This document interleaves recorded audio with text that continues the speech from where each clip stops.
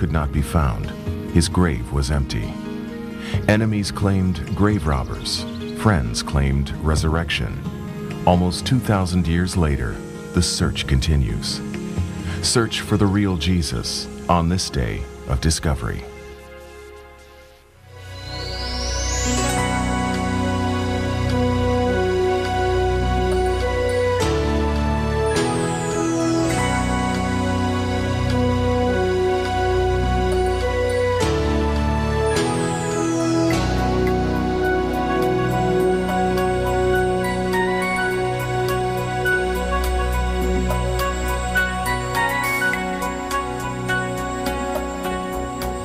This is Israel, the land of the Bible and the land of Jesus.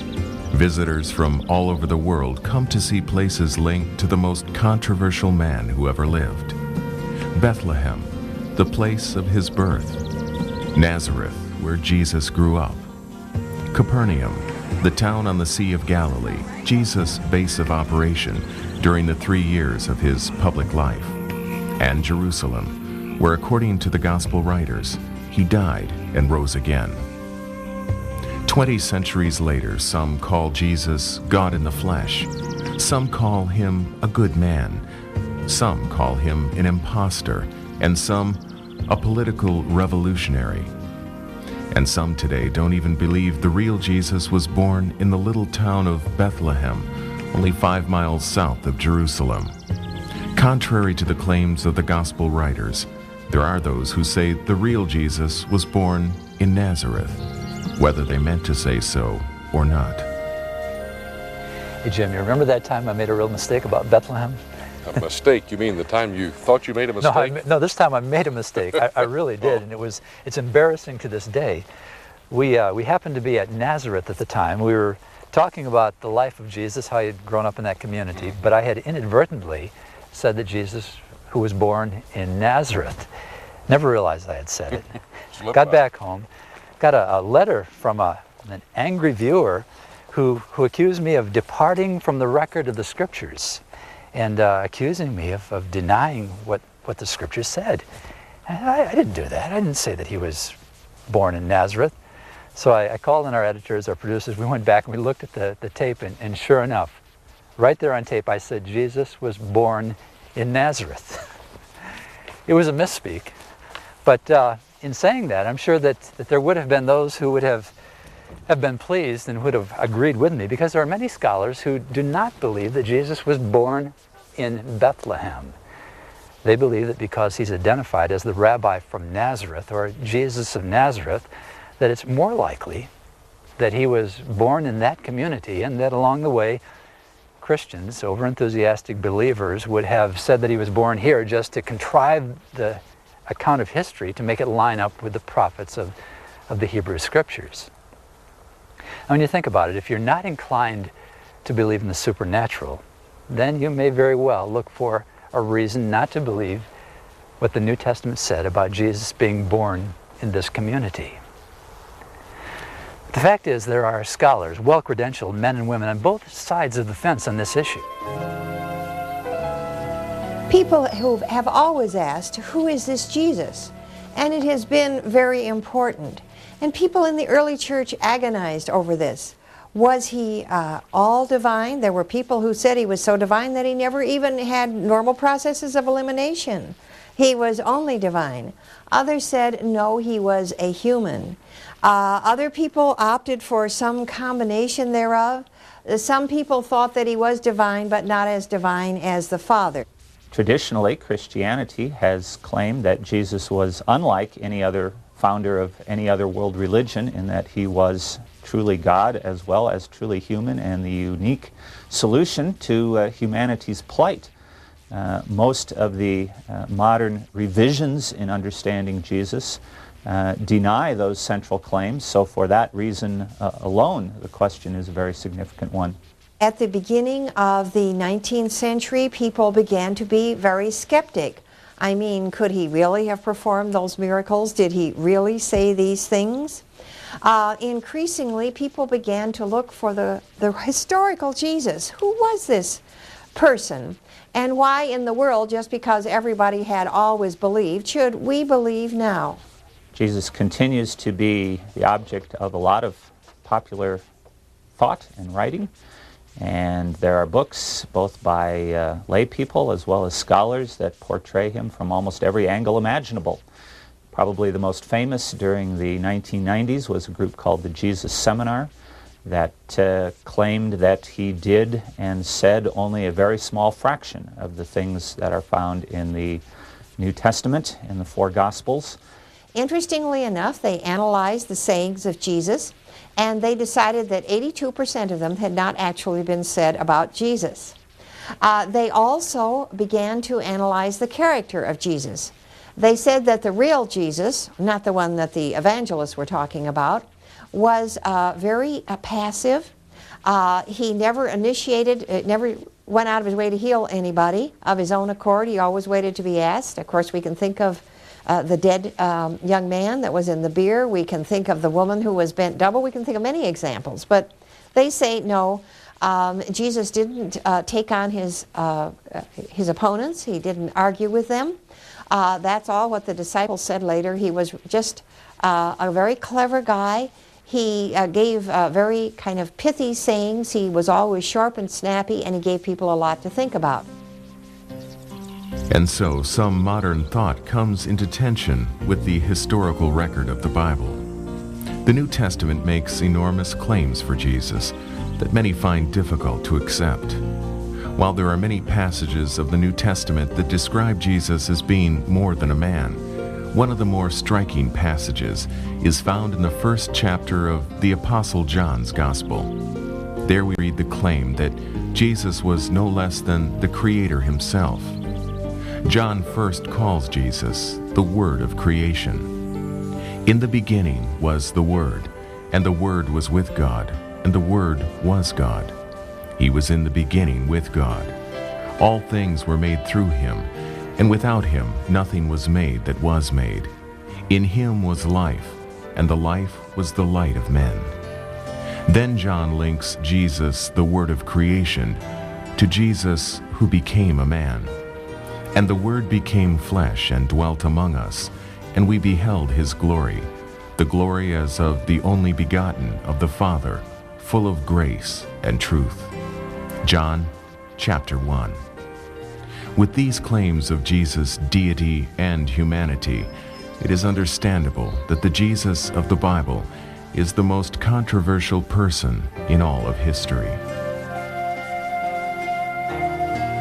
This is the city of Nazareth, where according to the Bible, it was announced to Mary that she was going to bear the Messiah. It was here in Nazareth that Jesus grew to manhood. Located in the heart of modern Nazareth is Nazareth Village, a recreation of the first century hometown of Jesus. Well, it's an interesting story because Nazareth Village had its roots right here in Nazareth. Dr. Nachli Bishara, who is a 9th generation Nazarene and whose family has been a Christian all of that time, grew up here in Nazareth, seeing all these buses coming through and wondering what in the world are they coming here for. You know, he couldn't figure it out. I think as he grew older, he began to understand that there were spiritual reasons. And what he realized was that people were coming here celebrating the Annunciation of Jesus. And he said, wait a minute, there's something missing here. People need to come in touch with who Jesus was, what he had to teach us. And that's what really spawned the birth of this project. The desire to create a place where people could step back in time and to come in touch first face to face with the things that inspired the teachings, the parables of Jesus. It looks as if you replicated Nazareth 2,000 years ago. Have you used actual materials that were used at that time? Absolutely, and the first step, however, was to understand what it looked like, because there's so little that remains today from that time period. And in order to do that, we've engaged in extensive research. We've worked with the Center for the Study of Early Christianity in Jerusalem, who's made it their priority to understand these things. But they focus specifically on a number of studies for us. What did the house look like? How thick were the walls? You know, how wide were the doorways? What were the door jambs like? And the exciting thing is that their study revealed a number of dimensions for the door jambs, for the walls, and so on. You have play actors as well that participate in the presentation here. A purpose for that? These are, well, our goal, first of all, or let me just say that we believe that by focusing on the context, the environment that shaped Jesus and his ministry, we will come not to new meanings as much as deeper understanding of what it was that Jesus had to say.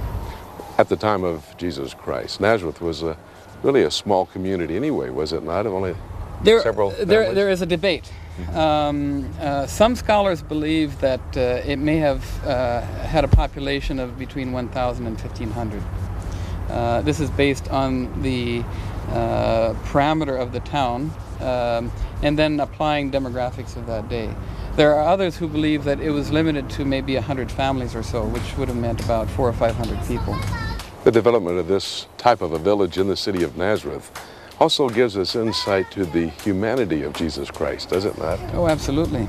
And to come to that, I mean, it's just not, it's not the result of, well, Mike Hostetler thinks this or that, but what does the Talmud say? What does the New Testament say? What do the sources, like Josephus, the historical sources, say about that time? Then gradually we began to pull those pieces together and shape the day-to-day life as it would have been back then. As I look at what I've experienced here, suddenly Jesus isn't just that person I read about in the New Testament and that I hear about in sermons and so on. He actually walked this place. He had to walk up and down these hills. He must have had a strong heart.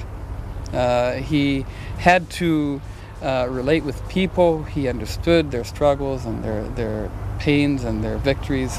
And this is then an added dimension that we can bring to our understanding of Jesus.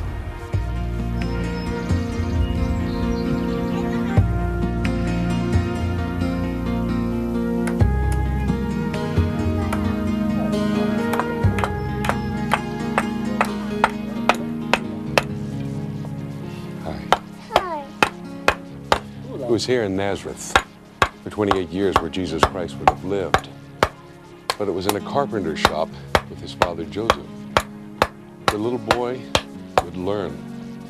And as Dr. Luke explains in his record of the life of Jesus Christ, this man, Jesus, would develop physically, mentally, socially, and spiritually. Key to that development was most likely his father Joseph. In a carpenter shop, something similar to this.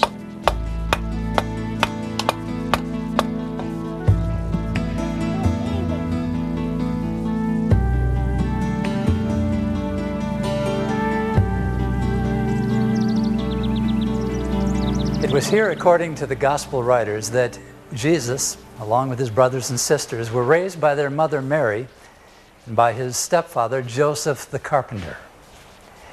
But it was only when Jesus began traveling, when he began his public life, that his reputation from Nazareth became a real issue. Who was this rabbi from Nazareth? Since we all know that there was a human side to him, this issue continues to the present. Is there any reason, as we look at the Jesus from history, to look for anything more than a man? There are at least two reasons that modern scholars may be at times reluctant to consider the supernatural with respect to Jesus. One is that there are still some who believe that modern science has disproved any notion of the supernatural, and therefore, as modern enlightened people, we simply can't believe such stories. Increasingly, I think even more liberal scholars are recognizing that that's not true of modern science, but then they offer a second counter-argument, and that is that the ancient world is filled with myths and legends of people doing supernatural things, some with some parallel to the accounts of Jesus in the four Gospels, so that they believe that we should understand the original intentions of these stories to have been more mythological. Why is it, though, that there is such division among scholars about where the search for Jesus is leading?